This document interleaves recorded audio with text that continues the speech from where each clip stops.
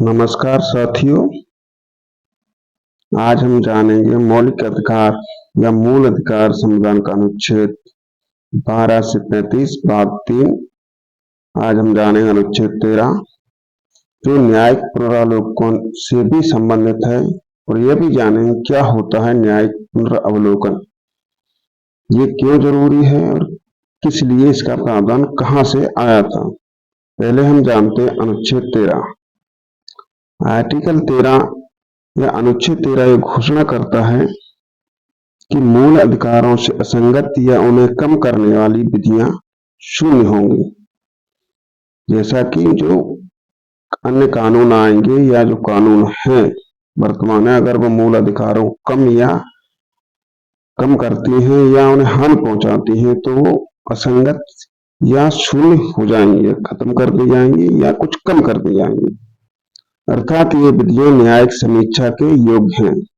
ये उच्चतम एवं उच्च न्यायालयों को शक्ति प्रदान करता है।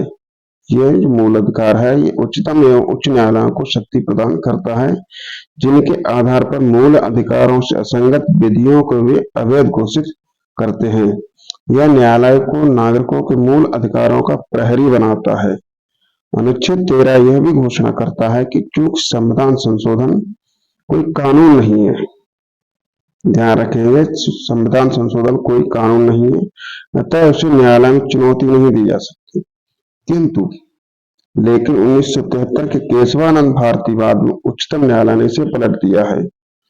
उसमें कहा गया था कि मूल ढांचे को हानि पहुंचाए बिना आप कुछ भी संशोधन कर सकते हैं। अब जानेंगे अनुच्छेद 13 में निम्न उपबंध किए गए। अनुच्छेद 13(1) में लिखा है, इस संविधान के प्रारंभ से ठीक पहले भारत के राज्य क्षेत्र में प्रवृत्त सभी विधियां उस सीमा तक शून्य होंगी जिस तक वे इस भाग के उपबंधों से सीमित हैं। भाग का तात्पर्य है अनुच्छेद 12 से 35 तक। जो भाग 3 है उसमें सभी विधियां उस सीमा तक शून्य होंगी जो जिसमें असंगत साबित होंगी, तो उन्हें शून्य कम कर दिया जाएगा। दूसरा विधि है अनुच्छेद 13(2) में। अनुच्छेद 13(2) कहता है, राज्य ऐसी कोई विधि नहीं बनाएगा जो इस भाग द्वारा प्रदत्त अधिकारों को छीनती है या न्यून करती है, कम करती है, और उस खंड के उल्लंघन में बनाई गई प्रत्येक विधि उल्लंघन की सीमा तक शून्य होगी। अगर कोई विधि बनाई जाती है, अगर उल्लंघन करती है तो शून्य या कम की जाएगी। अनुच्छेद 13(2) में लिखा है। अनुच्छेद 13(3) कहता है, विधि के अंतर्गत भारत में विधि के समान कोई अध्यादेश, आदेश, उपविधि, नियम, उपनियम, अधिसूचना, रूढ़ि व प्रथा आते हैं। अर्थात इनमें से किसी के भी द्वारा मूल अधिकारों का उल्लंघन होता तो उन्हें न्यायालय में रिट के द्वारा चुनौती दी जा सकती है।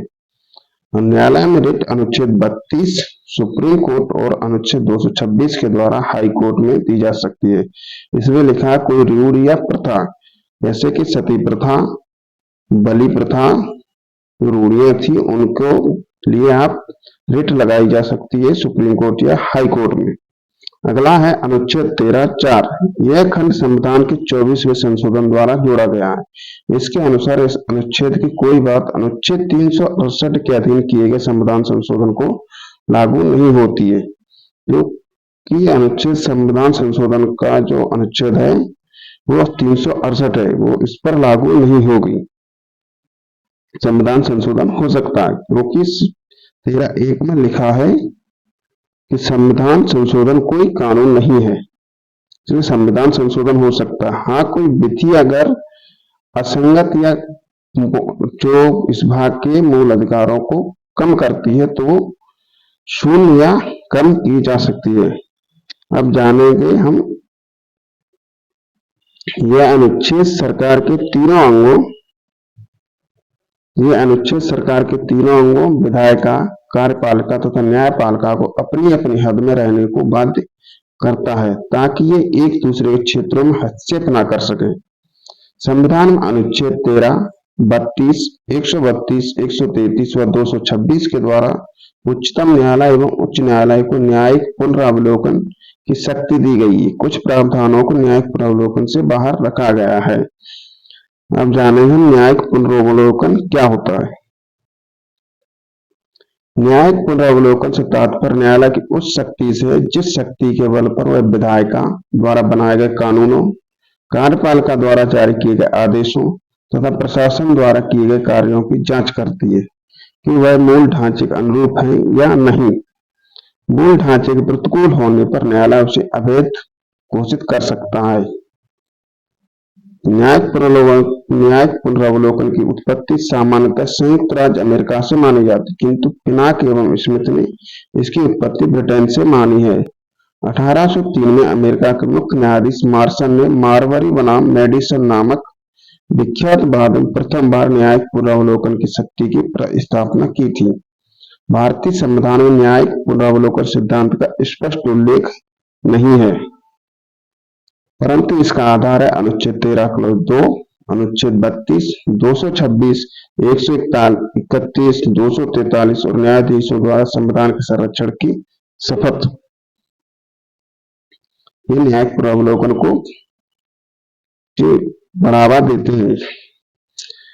भारतीय संविधान का अनुच्छेद 13 राज्य के नागरिक के विरुद्ध को मूल अधिकारों संरक्षण की गारंटी देता है। यदि राज्य द्वारा कोई ऐसी विधि बनाई जाती है जो मूल अधिकारों का उल्लंघन करती, तो न्यायालय उसको शून्य घोषित कर सकता है। इसके द्वारा न्यायालय विधियों की संवैधानिकता की जांच करता है। इसलिए अनुच्छेद 13 को मूल अधिकारों का प्रहरी भी कहा जाता है। ये स्टेटमेंट कभी कभी परीक्षा में पूछा जा सकता है और पूछा गया है, इसलिए अनुच्छेद 13 को मूल अधिकारों का प्रहरी भी कहा जाता है। वीडियो पसंद आए तो लाइक, शेयर एंड सब्सक्राइब करें। धन्यवाद।